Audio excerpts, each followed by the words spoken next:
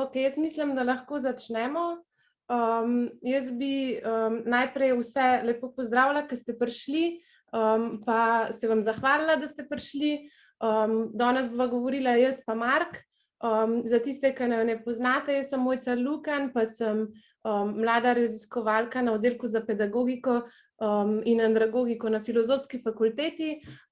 Mark, boš pozdravil? Zdravo. Mark je pa danes tukaj v imenu kot predstavnik društva študentov andragogike in pedagogike. To srečanje bo izgledalo tako, da bova midva najprej nekaj povedala, odpredavala, pa bo tudi prostor za vprašanja, če vas bo kaj zanimalo na koncu. In sicer bova na tem dogodku, ki ga organizira Filozofska fakulteta, v okviru dnevov enakosti spolov, bova z Markom govorila o problematiki diskriminacije glede na spol. V to obravnavo bova vključila tudi nebinarne spolne identitete, se pravi, pač to so spolne identitete, ki jih ne uvrščamo znotraj kategorije ženskega in pa moškega spola. To bo v bistvu predstavljalo tudi nekako fokus najine obravnave danes tega pogovora in v zvezi s preseganjem spolne binarnosti bova govorila predvsem o dvojem.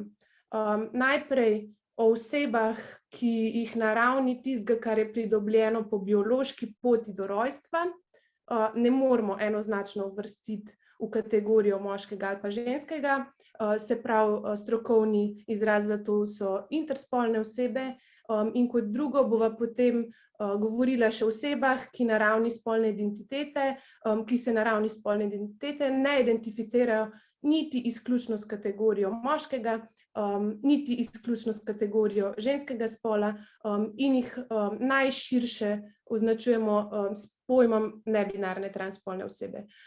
In potem bova na koncu v zvezi s tem predstavila še dve anonimni pričevanji dveh nebinarnih oseb, ki študirata oziroma sta študirali na Filozofski fakulteti. Pri vsem tem, ko bova govorila o tej temi, bova pa skušala to problematiko postavljati v nek širši družbeni kontekst, za lažje razumevanje, ne.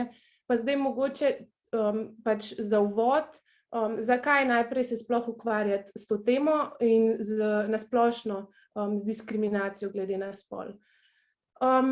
Spol je ena od teh naštetih osebnih okoliščin v Ustavi Republike Slovenije, kar pomeni, da za njo izrecno velja zahteva po zagotavljanju enakih človekovih pravic in temeljnih svoboščin. Se pravi, tako kakor imamo zapisan v Ustavi, v naši Ustavi, je to med drugim potrebno tudi ne glede na spol, ne. Se pravi, je spol privzet kot ena od teh osebnih okoliščin, na podlagi katere so ljudje lahko obravnavani formalno različno, ampak to praviloma ni dopustno, ne. Izjema pri temu je pozitivna diskriminacija, ki zadeva zagotavljanje enakih možnosti, a ne. In tudi neko vsakdanje življenje nas opozarja, da v njem prihaja do razlik v obravnavi glede na to osebno okoliščino, ki pa so pač te razlike v obravnavi pa so v bistvu negativno konotirane, in kot tak lahko tudi spol je tisti vir diskriminacije in stigmatizacije določenih oseb, a ne. Poleg tega zapisa v Ustavi je pa spol kot osebna okoliščina omenjen tudi v Zakonu o varstvu pred diskriminacijo. Poleg osebne okoliščine spola pa je med drugim v tem zakonu eksplicitno izpostavljena tudi spolna identiteta in spolni izraz osebe. In glede na to, da bova pač z Markom danes obravnavala to temo, se mi zdi smiselno, da na tem mestu dodam še to, da obravnavo problematike spola v javnosti pa tudi pač z njim povezanih tem zaznamuje tako, kakor ste mogoče pač že slišali, verjetno ste slišali je prisotna, pač so prisotni neki ugovori in ocene, ki so se v zadnjih letih osrediščile okrog tako imenovane teorije spola, oziroma pač zdaj malo konteksta samo, a ne, tem ugovorom oziroma teoriji spola sledimo od protesta Manif pour tous. To je protest, ki se je zgodil maja leta 2013 v Franciji. Dobeseden prevod imena tega protesta je protest za vse. In povod za ta protest je bilo nasprotovanje legalizaciji istospolnih porok, ki se je takrat sprejemala z zakonom, v Franciji sprejemala z zakonom, ki se je imenoval mariage pour tous, kar pa dobesedno pomeni poroka za vse. Takrat je poleg nasprotovanju legalizaciji istospolnim porokam, ki so bile povod za te proteste, so se pa protestniki posluževali tudi nekih drugih gesel, kot je na primer geslo boj proti antidružinskim politikam. To je vključevalo na teh protestih konkretno je vključevalo boj proti nadomestnemu materinstvu, boj proti umetni oploditvi za neporočene pare, sporočali so tudi, da vsi otroci potrebujejo mamo in očeta, pri tem pa so se sklicevali na to, da je to naravno in zato tudi temeljna otrokova pravica. Ob tem je bilo pa prisotno tudi to geslo, ki sem ga omenila, se pravi boj proti teoriji spola, katerega je bilo pa takrat glavno sporočilo to, da v šolah v Franciji otroci lahko spol izberejo, namesto tega, da prevzamejo moške ali pa ženske spolne stereotipe. Takrat je politika in stroka obedve sta izpostavljali in opozarjali, da v bistvu ne gre za neke relevantne očitke oziroma da gre za mit, ampak je to gibanje to zavrnilo, češ da politika in stroka lažeta. In zakaj to govorim, je pač zaradi tega, ker so od tega protesta dalje, se pravi od maja 2013 v Franciji, so se te ideje o antidružinski politiki in ideje o teoriji spola razširile prek mnogih evropskih držav in so prisotne tudi v Sloveniji. Se pravi, gre v bistvu za eno precej novo besedno zvezo, ki jo omenjam zaradi tega, ker se na njo veže tudi vera, da teorija spola zadeva indoktrinacijo v različnih vzgojno-izobraževalnih ustanovah in tudi na univerzi. V bistvu pa teorija spola predstavlja nek prazen označevalec v smislu tega, ne da zanj ne velja, ne da velja, da nič ne pomeni, ampak lahko glih kontra pomeni marsikaj, zaradi tega, ker nikoli ni bil zares definiran in lahko kot tak na različne načine spreminja svojo obliko, svojo vsebino, svoje namene, tisto, kar pač ustreza vsakokratnim konkretnim političnim ciljem. In bistveno tukaj zapovedati je še to, da v zvezi s to besedno zvezo, teorija spola, pač srečamo ugovore, ki se ne spoprijemajo z argumenti, ampak gradijo na očitkih, da nekdo ruši naravni red spola. Pa če grem zdaj mogoče dalje, če se bova lotila z Markom pač neke obravnave teorij, ki so znanstvene narave, pa zadevajo spol, ampak najprej še to, če recimo pogledamo v slovar slovenskega knjižnega jezika, pa v njega vpišemo geslo spol, nam prvi pomen besede sporoča, da gre za značilnosti, po katerih se bitja delijo na moška pa na ženska. In kljub temu, da iz te slovarske definicije ne moramo razbrati, katere so te značilnosti, po katerih naj bi se bitja delila na moška in pa na ženska, in kdaj naj bi se te razlike vzpostavljale, nam pa še vsem ta slovarska definicija ponuja vpogled v eno temeljnih družbenih predpostavk, ki so vezane na spol. Kaj nam kaže ta slovarska definicija? Kaže nam to, da družbeno pojmovanje spola temelji na predpostavki o binarnem spolnem sistemu. Se pravi, na predpostavki, da obstajata dva spola, moški in ženski spol. Zdaj pa je vprašanje, katere so te značilnosti, po katerih se bitja delijo na moška in na ženska. Postavlja se vprašanje, kdaj so vzpostavljene te razlike, a so pridobljene po biološki poti, ali ne, po čem razločimo moškega in žensko, se pravi, kaj je tisti označevalec, ki eno osebo postavi v eno, drugo pa v drugo kategorijo. In to, kar vemo, je to, da smo v eno od teh dveh kategorij spola umeščeni že takoj ob rojstvu. In tako pol privzamemo, da smo po naravi moški ali pa ženske. In zaradi tega bova z Markom zdaj v nadaljevanju v bistvu analizirala čim bolj v grobem, analizirala neke teorije, ki zadeva odgovore na ta vprašanja, kaj je človeku posredovano po biološki poti do rojstva in je vezano na spol. Mojca, zdaj bom sam dal za co-hosta, da če še kdo pride, da lahko ti ta čas spuščaš not. Evo, imaš? Ok, hvala. No, in kakor je pač Mojca povedala, greva zdaj na neke teorije pravzaprav o biologiji, oziroma kaj je tisto, kar je pravzaprav pridobljeno po biološki poti do rojstva in o čemer govorimo kot o spolu.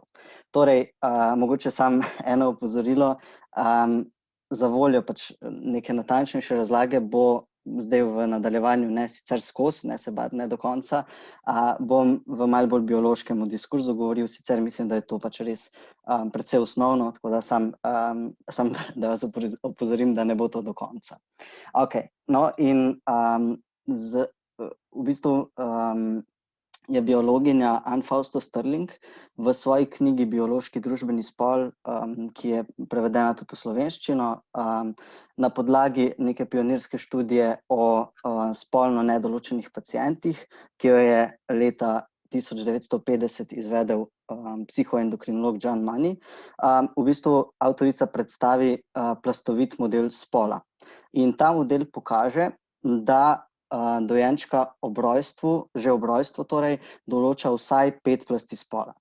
No, in teh 5 plasti je, če jih najprej samo naštejem, torej prva je kromosomska plast, druga je fetalno-gonadni spol, gonade so pač splošni izraz za jajčnike ali testise, potem je hormonski spol, potem je notranji reproduktivni spol, ki zajema pač te notranje reproduktivne organe, in pa še zunanji reproduktivni spol, ki zajema pač tisto, kar je vidno navzven, rečemo temu tako.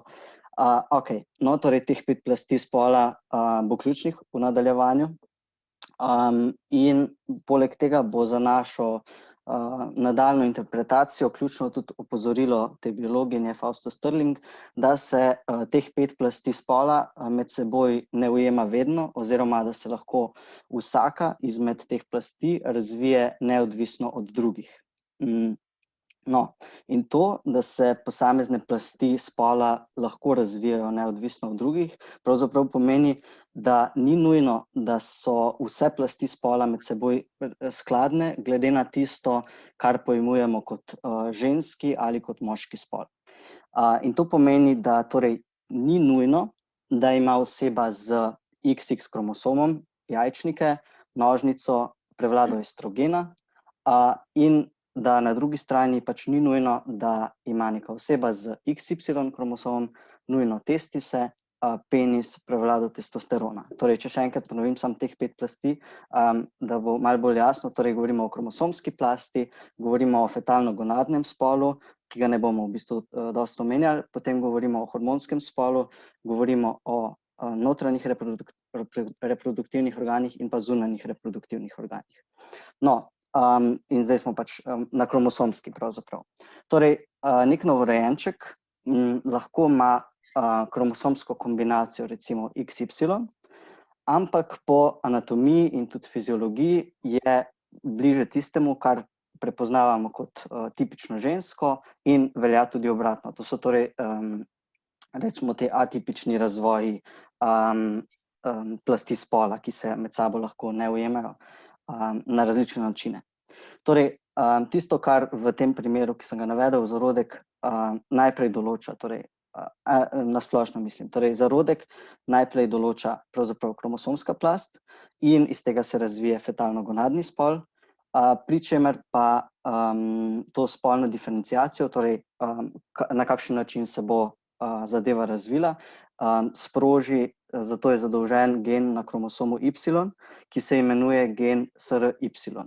In ta povzroči, da se spolni žlezi torej razvijeta v testise. In te testisi nato začnejo izločati androgene, tu smo zdaj že torej pri hormonski plasti oziroma pri hormonskem spolu, in to pomeni, da se pri zarodku razvijajo prostata, modnik in penis. Če tega gena SRY ni, spolni žlezi postaneta jajčnik in pač začneta izločati estrogen, in potem posledično zarodek razvije maternico, nožnico in klitoris. No, to je v bistvu ena izmed teh, to je v bistvu v splošnem, kako zadeve potekajo, ampak zadeva ni tako enostavna, zato ker se plasti lahko razvijajo drugače. No, delovanje tega gena SRY pravzaprav ni vedno tako preprosto, kot sem ga zdaj opisal. Lahko se zgodi, da tega gena recimo sploh ni oziroma je disfunkcionalen in zato zarodek s kromosomsko kombinacijo, torej XY, ki je pač tipično prepoznana kot moška, ne razvije tipične moške anatomije, ob rojstvu pa ga ravno zaradi tega opredelijo kot deklico, če se pri tem opirajo na zunanje genitalije. No, včasih, če gremo še naprej s temi primeri, se lahko ta gen znajde tudi na kromosomu X, zaradi česar to pomeni, da zarodek s kromosomsko kombinacijo XX, kar je torej tipično prepoznano kot žensko, razvije moško anatomijo, ob rojstvu pa temu novorojenčku, če se seveda ob tem opirajo na zunanje genitalije, določijo moški spol. Poleg takšnega poteka so možne tudi genetske različice, ki pa sploh niso povezane s tem genom SRY, in ena takih je recimo zelo znan sindrom popolne neobčutljivosti za androgene, in pri tem pomeni, da se celice telesa minimalno odzivajo na signale moških hormonov, ki so v telesu, ali pa se sploh ne. In to pomeni, da čeprav iz teh protospolnih osnovnih spolnih žlez nastanejo testisi, in zarodek ustvarja recimo androgene, se ta tipično moška spolovila ne razvijajo, zato ker je pač telo neobčutljivo. In dojenček je navzven videti kot tipično ženskega spola, ima pač zunanje reproduktivne organe takšne, da se ga določi ob rojstvu, kot da je ženskega spola. In v večini primerov to tudi pomeni, da bo vzgajan v skladu s tem, kar je v družbi pripoznano tako, in torej bo v skladu z občutkom, da je deklica, ker v večini teh primerov, ki jih poznamo, da so poteka na tak način, da v bistvu otroka ob rojstvu zaradi zunanjih genitalij določajo, da je ženskega spola, in potem pač temu sledijo določeni družbeni odzivi. No, in recimo en konkreten primer takega, takega neujemanja plasti oziroma različnega razvoja plasti spola. Kako naj to povem? Torej, konkreten primer tega sindroma popolne neobčutljivosti za androgene je recimo pričevanje 35-letne sociologinje Georgine Davis, ki ima kromosomsko kombinacijo XY, ampak ji za to ni nihče povedal, dokler ona sama ni tega podatka našla v svoji zdravstveni kartoteki, ko je bila stara skoraj 20 let. No, in tega, da ima kromosomsko kombinacijo XY in da je razvoj potekal drugače, ji niso povedali, kljub temu, da so pri njenih 13 ugotovili, da je, in jo kasneje celo poslali na operacijo, s katero so ji odstranili nespuščena moda. In torej in starši in zdravniki so ji rajši zamolčali resnični namen operacije, in so si rajši izmislili, da ima predrakave spremembe. da so ji operirali torej jajčnike, na katerih so se pojavile neke predrakave spremembe. To torej pomeni, da so njej lastni starši rajši lagali o tveganju za rakavo obolenje, kot da bi ji povedali, da je interspolna oseba in ima reproduktivno anatomijo in genetiko, ki pač ne ustrezata strogim definicijam moškega in ženske. Georgine Davis pa je tukaj sama napisala naslednje. Spominjam se, kako sem mislila, da moram biti res pokveka, če mi niti lastni starši niso zmogli povedati resnice. Ok, se pravi, zakaj govoriva, pač, če sem tako zelo na kratko probam povzeti, kaj je poanta tega, kaj je Mark do zdaj povedal, je pač to, da ob rojstvu določa otroka že vsaj 5 plasti spola in ni nujno, da so te med sabo skladne, glede na to, kaj pojmujemo kot moška ali pa kot ženska narava, in zaradi tega, pač izhajajoč iz tega, jih tudi ne moremo ob rojstvu enoznačno uvrstiti v kategorijo moškega ali pa ženskega, ne, čist na ravni biologije oziroma biološkega do rojstva, ne, pridobljenega po biološki poti do rojstva. To je pač glavna poanta. In tako, kakor ste lahko zdaj tudi že malo posredno razbrali iz tega primera Georgine Davis, ki ga je povedal, je interspolnost ta beseda in ta izraz, pojem, ki označuje telesno stanje, pri katerem oseb na ravni teh spolnih karakteristik, teh 5 plasti spola, ni mogoče enoznačno uvrstiti znotraj binarnega spolnega sistema. In osebe, ki se jih označuje kot interspolne, imajo lahko atipičen razvoj na ravni ali zunanjih spolnih organov, se pravi zunanjih genitalij, ali notranjih spolnih organov, ali na ravni spolnih hormonov, kromosomov, ali pa tudi različne kombinacije teh naštetih dejavnikov. Ne vem, recimo pogosta vrsta interspolnosti je tudi znana kot Turnerjev sindrom, je tudi to, da ima oseba kromosomski zapis X0, se pravi, je to v bistvu sindrom, pri katerem ima oseba samo en set kromosomov, potem pa razvoj dalje poteka kot tak, ki ga poznamo kot ženski. Pol imamo tudi primer recimo superženske, mislim, imenuje se primer superženske, kjer ima pa oseba 3 sete kromosomov X, se pravi njen kromosomski zapis XXX in pač še marsikatero drugo različico interspolnosti. Organizacije in iniciative, ki se s tem ukvarjajo, poročajo, da strokovnjaki v medicinski stroki ocenjujejo, da se na 1500 ali pa 2000 otrok rodi en z atipičnim razvojem zunanjih genitalij, ne? Hkrati pa opozarjajo, da so v to oceno všteti samo te, ki imajo v bistvu atipičen razvoj zunanjih genitalij, se pravi samo ene od teh plasti spola, ki jih je Mark naštel, se pravi, v to oceno ni vštet noben izmed drugih možnih odstopanj plasti spola, glede na tisto, kar pač razumemo kot moški ali pa ženski spol. Tukaj bi na tem mestu povedala še to, da se na področju medicine je še vedno za to, kar midva z Markom zdaj opisujeva in poimenujeva kot interspolnost, se na področju medicine še vedno pogosto rabi izraz hermafroditizem, a ne? Zdaj, to je izraz, ki izvira iz grške mitologije. Hermafrodit je bil potomec boga Hermesa in boginje Afrodite in največkrat se o njem piše v povezavi z mitom, na podlagi katerega je mogoče sklepati, da naj bi imel hermafrodit 2 popolna seta spolnih organov. In zakaj se pač uporablja zdaj interspolnost načeloma in ne to, je zaradi tega, ker je ta izraz skozi zgodovino pridobil neko negativno konotacijo, ki našse veže določene stereotipe, določene predsodke, poleg tega pa v bistvu hermafroditizem označuje nekaj, kar pri človeku na ravni fiziologije sploh ne obstaja. Na podlagi izsledkov dosedanjih raziskav razvoj 2 popolnih setov spolnih organov pri človeku namreč ni možen. Je pa to neki, se pravi, je pa hermafroditizem nek običajen pojav pri živalih, še posebej je značilen v svetu nevretenčarjev. Recimo tipične živalske vrste, v katerih je hermafroditizem celo bolj pravilo, kakor pa izjema, so polži, deževniki, ploski črvi.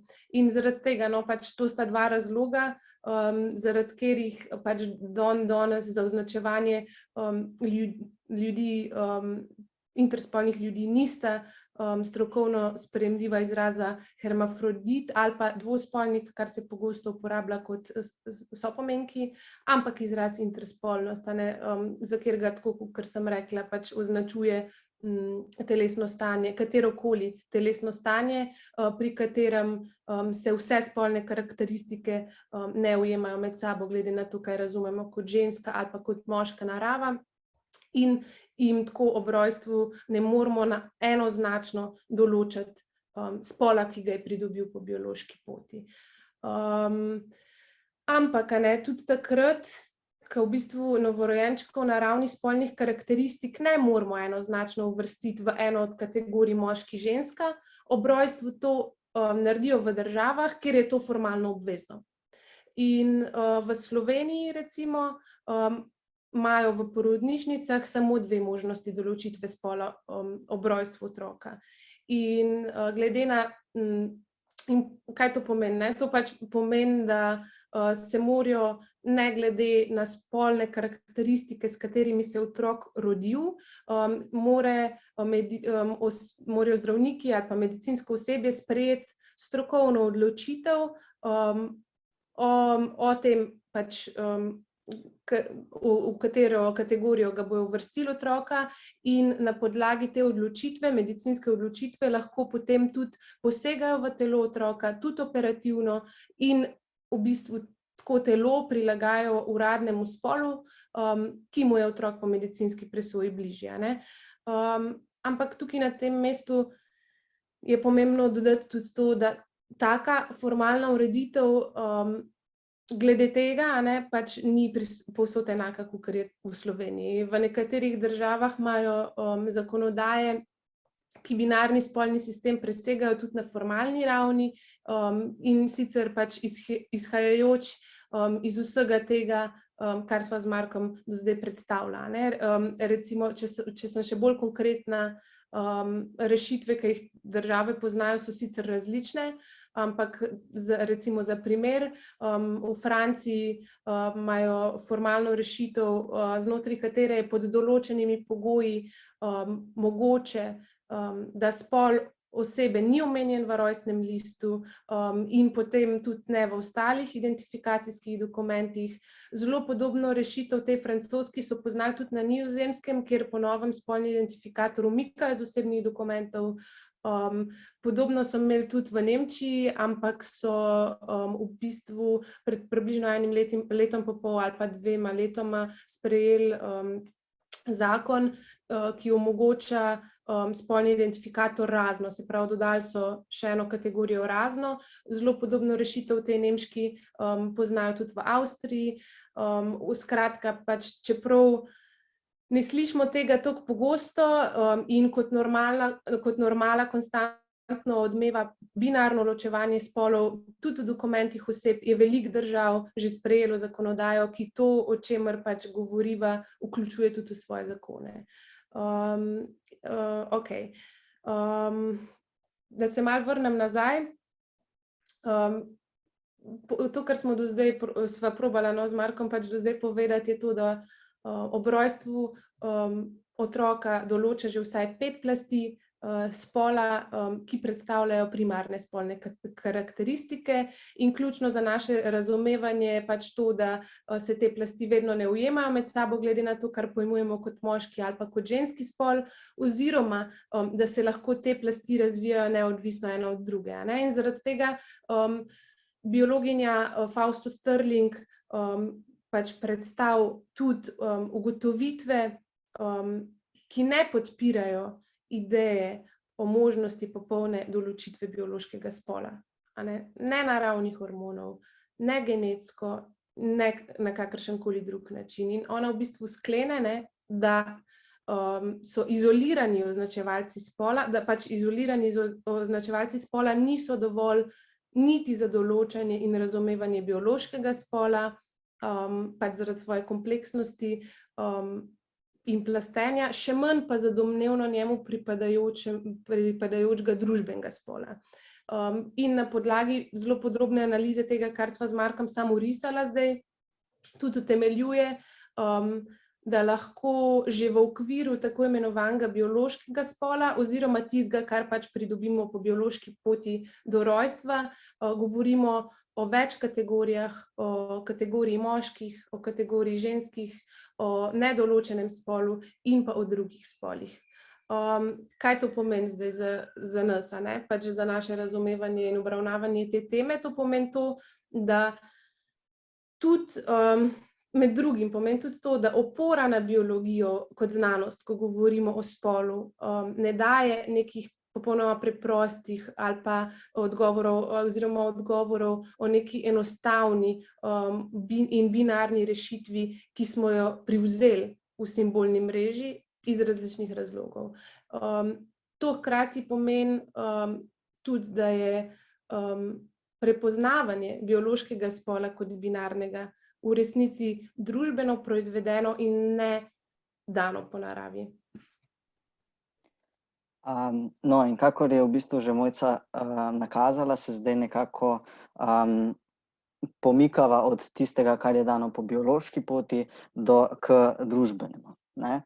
In torej, če še enkrat ponovim, oziroma če še malo dodam, biološki spol, tudi če bi imeli opravka z binarno delitvijo, ki bi ustrezala dejanskemu stanju, ne pogojuje prezentacije oziroma identifikacije spola. Torej, v bistvu ni biološki spol oziroma te biološke karakteristike niso pogoj prezentacije oziroma identifikacije spola. No, in o tem je pisala pravzaprav že Margaret Mead, kar precej časa nazaj, v delu Spol in značaj v treh prvinskih družbah, kjer je na podlagi izsledkov o treh plemenih na Novi Gvineji, in sicer Arapeši, Mundugu Mori in pa Čambuliji, takrat je potrdila, da v bistvu okolje vpliva na razvoj spolno specifičnih lastnosti, torej na to, kako percipiramo spol v družbi. In na podlagi teh podatkov ugotavljamo, da so mnoge, če ne kar večina značilnosti osebnosti, ki smo jih pač poimenovali kot moške ali ženske, pravzaprav enako nefiksno vezane na spol, in to so na primer oblačenje, manire, vedenje in pač pričakovanja, ki jih določena družba namenja enemu ali drugemu spolu. No, in ko proučujemo vedenje tipičnega moškega ali ženske pri Arapeših, enemu izmed teh ljudstev, je za razliko od tipičnega moškega ali ženske pri Mundugu Morih, pravzaprav prevladujejo podatki, da torej Arapeši, samo sekundo, da ne bom narobe povedal. Torej, ko proučujemo tipičnega moškega ali ženske pri Arapeših, torej za razliko od Munduga Morov, prevladujejo pravzaprav podatki, ki govorijo pretežno v korist pomena in moči družbene pogojenosti. Torej, v bistvu pri obeh govorimo o družbeni pogojenosti, ne? Vedenje oziroma različne prezentacije spola v družbenih skupnostih je na tak način mogoče pripisati vplivu kulture na otrokov razvoj oziroma, če poenostavimo, vplivu vzgoje in socializacije ter prenosu pomenov oziroma kulture. No, in iz tega je izpeljan sklep, da je tisto, kar je človeku dano po biološki poti, zelo oziroma celo neverjetno prilagodljivo oziroma prožno. In razlike, ki jih interpretiramo kot večinske med pripadniki različnih kultur in med pripadniki iste kulture, je potrebno v pomembnem delu pripisati vzgoji oziroma socializaciji v zgodnjem otroštvu, in pač način vzgoje tukaj je družbeno določen. Kasneje pa seveda antropologija začela preučevati tudi razlike med osebami na individualni ravni in je opozorila, da je pogled na ljudi, ki imajo nekaj skupnega, zavajajoč, ker se tudi med pripadniki iste skupine vedno pojavljajo številne razlike. Torej, če govorimo o spolu, je med pripadniki moškega spola mogoče zaznati številne razlike in enako velja tudi za ženske. Torej, tudi te niso homogena skupina, kot pač ni katerakoli druga. Pol pa poleg nekih različnih družbenih ureditev glede na spol, kakor jih je predstavila recimo med drugim Margaret Mead, in pa poleg obstoja interspolnih oseb, o katerih sva govorila prej, ki kažejo na pomanjkljivosti binarnega spolnega sistema na ravni biologije, so pa tudi na ravni identifikacije s spolom znotraj naše družbe v najširšem pomenu te besede, tudi nebinarne, transspolne osebe tiste, ki nakazujejo na pomanjkljivost binarnega spolnega sistema. Zdaj, danes se z nebinarnostjo v tem kontekstu identitete ne bova ukvarjala na ravni ali razvoja oziroma strukture osebnosti, oziroma pač bolj natančno ne bova se s tem ukvarjala na ravni formiranja spolne identitete. Ampak bo najin fokus glede tega predvsem na tem, da osebe, ki se ne identificirajo znotraj binarnega spolnega sistema, realno obstajajo in so v družbi tudi pogosto spregledane. In to tudi takrat, recimo, ko eksplicitno naslavljamo diskriminacijo oseb glede na spol. Še vsem pa v neki vedno večji vidnosti in pri poznanju obstoja različnih spolnih identitet priča recimo tudi vključitev vprašanja o spolni identiteti v pred kratkim zaključenem cenzusu 2021 v Veliki Britaniji, se pravi, pač to pomeni, da so letos v Veliki Britaniji v statistični popis prebivalstva pač vključili tudi to vprašanje o spolni identiteti, to kategorijo, no. In to, da se neka kategorija oblikuje, je pač pomembno zaradi tega, ker predstavlja pogoj, da se to sploh lahko začne proučevati, ne.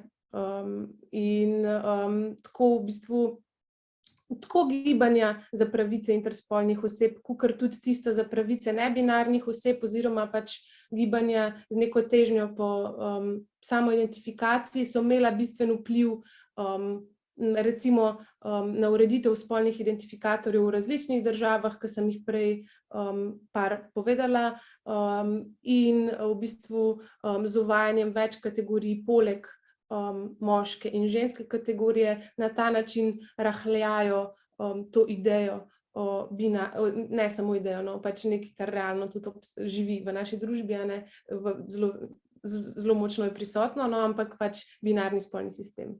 V Sloveniji, tako kakor veste, no, pač vsi in tako, kakor sem prej že povedala, a ne, sta dva možna spolna identifikatorja in zaradi tega na strukturni ravni pač v povezavi s spolnimi identifikatorji obstaja več omejitev, ki zadevajo tudi osebe z nebinarnimi spolnimi identitetami.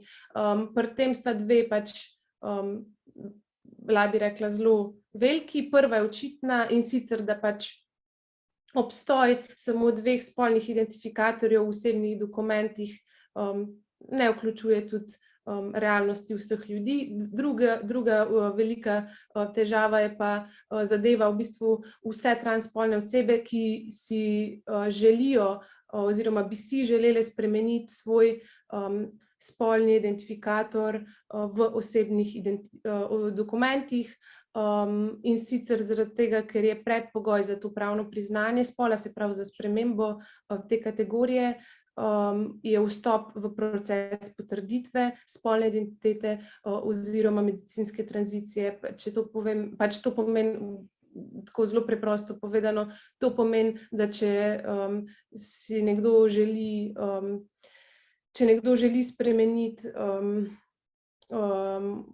spolni marker v svojih osebnih dokumentih, da mora nujno predpogoj za to, da lahko to naredi, je pristanek na to, da dobi diagnozo, Mark, pomagaj mi.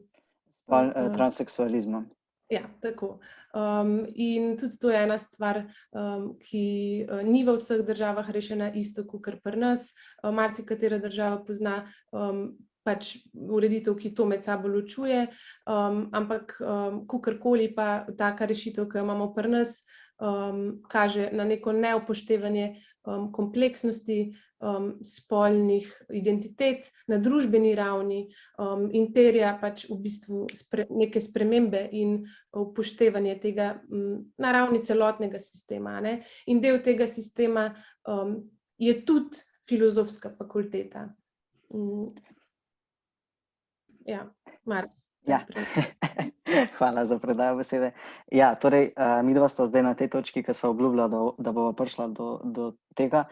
Torej, prek pričevanj dveh nebinarnih oseb, ki študirata ali pa sta študirali na različnih oddelkih filozofske fakultete, se bova posvetila temu, kako lahko recimo posamezne institucije znotraj širšega družbenega konteksta in pač njegove formalne ureditve vplivajo na izboljšanje položaja oseb, ki se pač identificirajo zunaj binarnega sistema oziroma ne znotraj njega, kakor je že pač Mojca začela.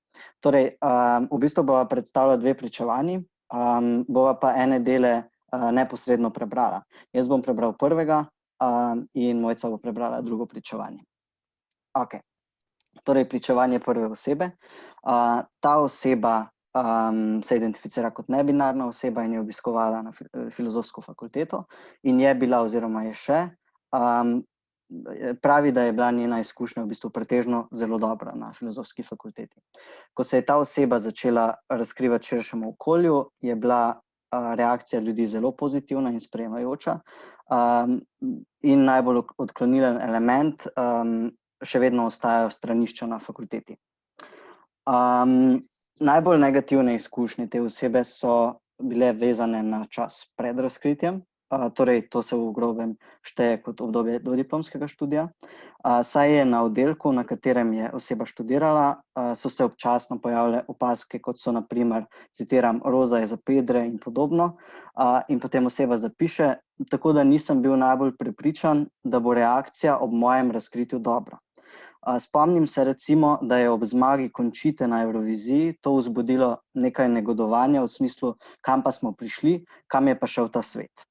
No in ta oseba je magistrski študij nadaljevala na drugem oddelku, ampak se je kasneje v okviru izbirnega predmeta in medoddelčnega povezovanja se je pač vrnila in se na tisti prvotni oddelek in se razkrila nekaterim izmed nekdanjih profesoric na prvem oddelku. In pravi, da so bili odzivi čudoviti. In zapiše takole: v lepem spominu imam profesorja, ki mi je ob razkritju čestital in reagiral v smislu, bravo, samo tako naprej. Bil je tako iskreno vesel, kar mi je res polepšalo dan. No, in ta oseba tudi zapiše: pozitivno izkušnjo mi je predstavljala vsa podpora in sprejemanje, ki sem jo prejel ob razkritjih. Na neki točki sem imel zdravstveno-finančne težave, kjer je več oseb, tako študentov, študentk kot profesorjev, profesoric, stopilo skupaj in mi pomagalo. Več profesorjev, profesoric je prav tako bilo zelo razumevajočih, ko sem v težkih obdobjih moje tranzicije poiskal dodatno pomoč na govorilnih urah. No, in ta oseba potem na koncu svojega pričevanja v bistvu zapiše, da bi si želela več spolno nezaznamovanih stranišč, da pa se ji zdi super, da filozofska fakulteta zdaj organizira ali pa gosti dogodke, ki naslavljajo temo oziroma tematiko nebinarnosti. In potem na koncu zapiše: vem, da bi mi v času mojih prvih razkritij bilo dejstvo, da ljudje odprto in spoštljivo govorijo o nebinarnosti, pomenilo veliko in odvzelo precej strahu, ki sem ga tedaj in ga še vedno občasno nosil s sabo. In to je zaključek prvega pričevanja. Ok, jaz bom pa zdaj predstavila vam drugo pričevanje. Tudi to pričevanje prihaja strani ene izmed nebinarnih oseb, ki so obiskovale oziroma obiskujejo filozofsko fakulteto.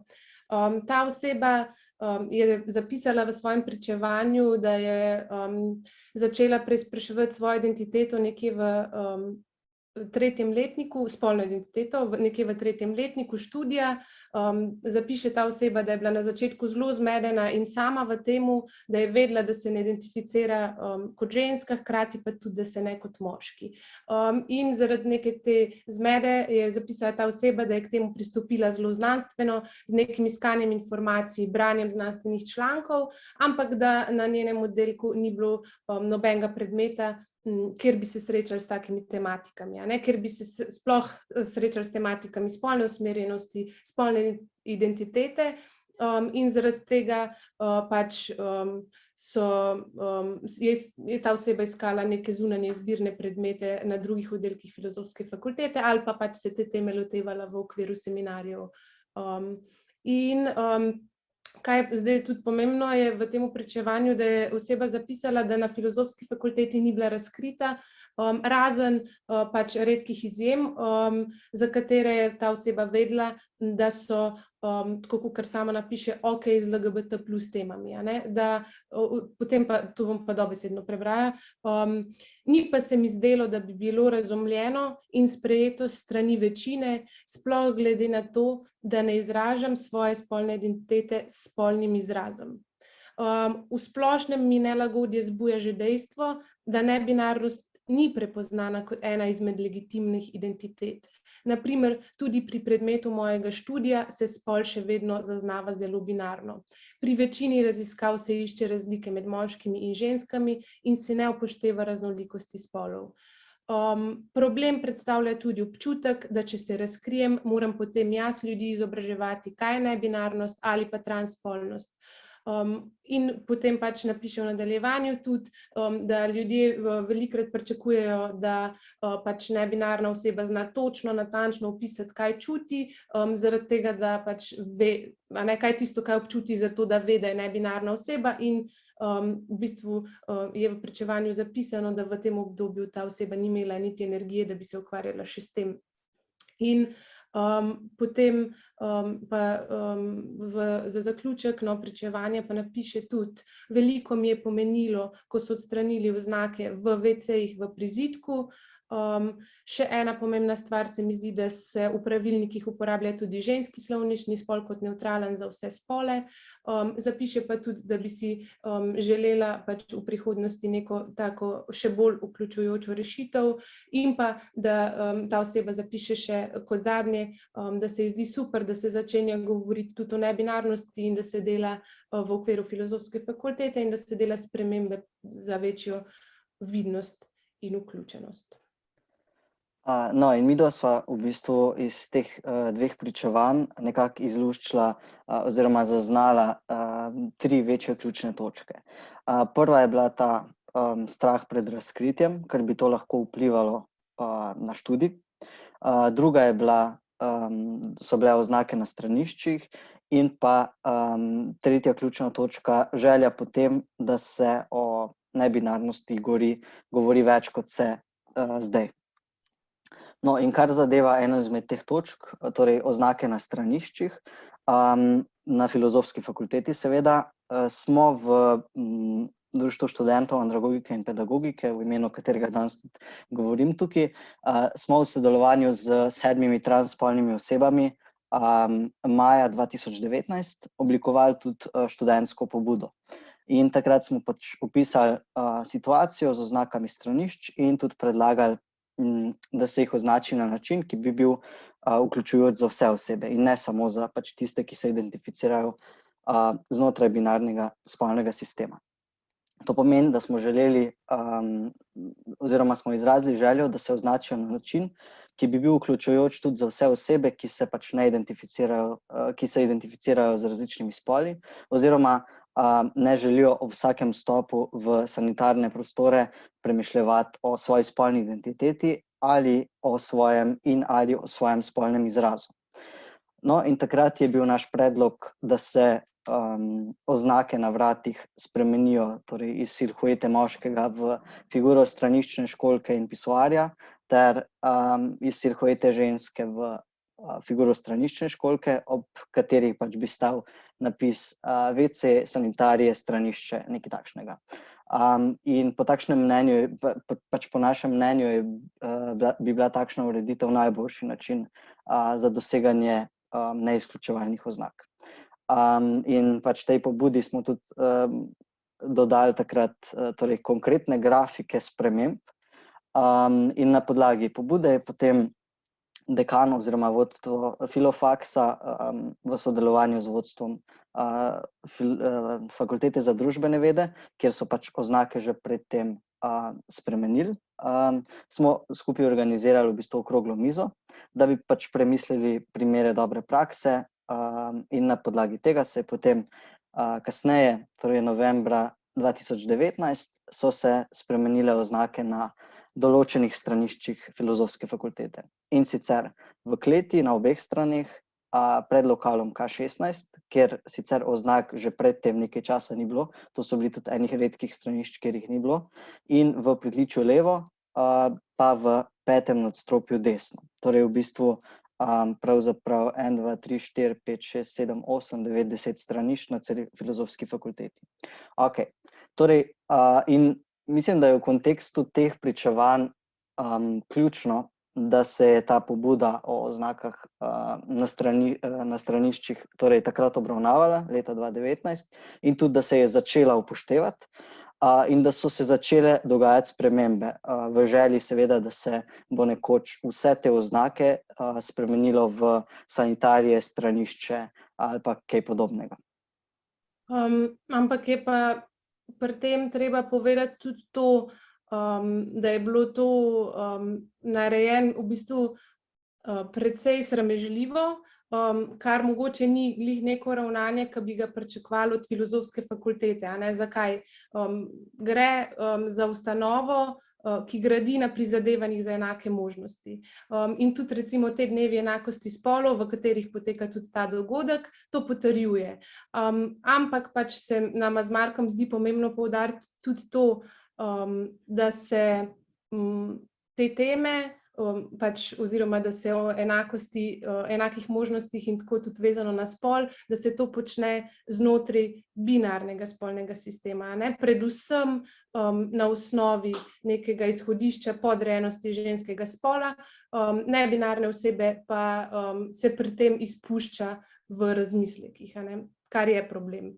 In stranišča niso edina tema, ki jo je v tem kontekstu smiselno naslavljati, zaradi tega, ker je v bistvu treba o nebinarnosti govoriti tudi v nekem širšem kontekstu, tudi v nekem širšem družbenem kontekstu in se zavzemati, ne vem, na primer za spremembo zakonodaje, ki bi s tem vodila v neko širše izboljšanje razmer oziroma v izboljšanje razmer po hitrejši in celovitejši poti, vsaj kar zadeva pač neke nujne reči, kakor so recimo WC-ji.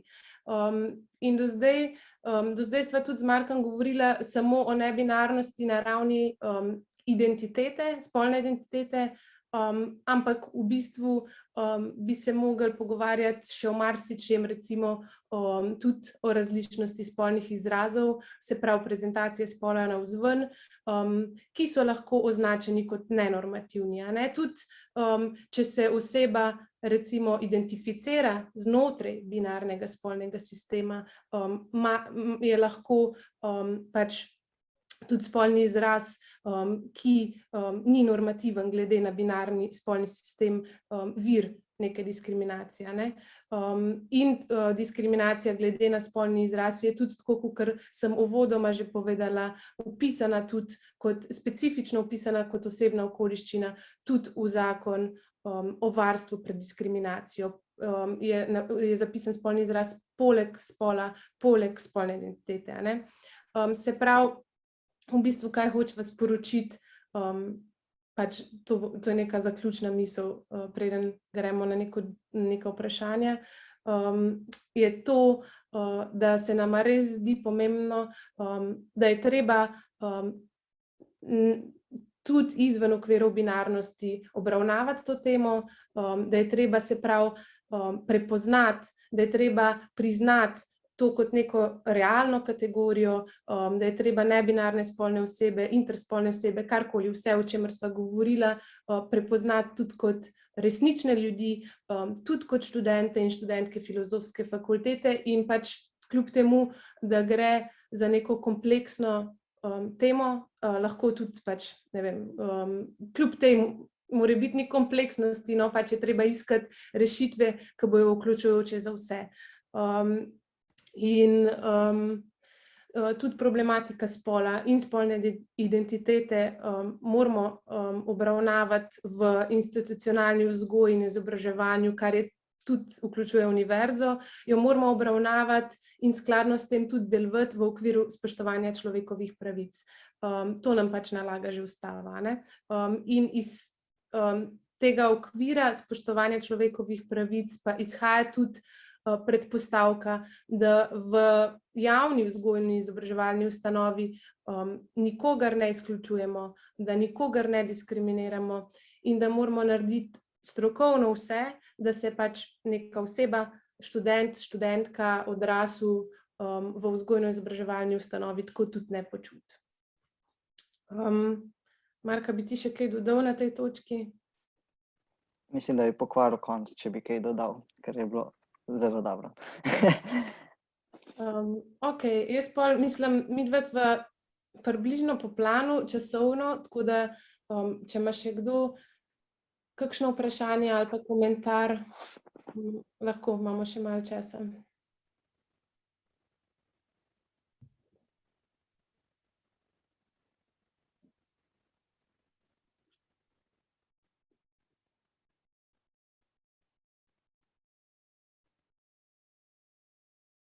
Mislim, lahko tudi brez vprašanja, jaz bom čakala še ene 30 sekund ziher, ker to so me naučili na pedagogiki, da je treba.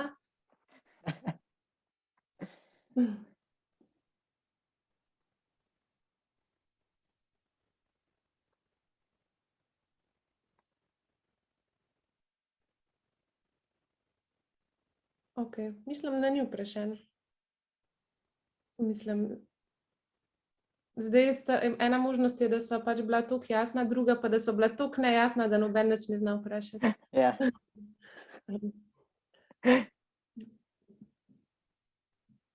Mislim, da je to potem. Ok, hvala vsem, da ste prišli. Nama je bilo, mislim, jaz sem se imel fajn, mislim, da tudi ti, Mojca, kakor te poznam. Jaz sem bila super. Ja, v bistvu še več takih dogodkov, no. Pa hvala za vabilo, seveda. Ja, hvala za vabilo tudi, ja. Dobro.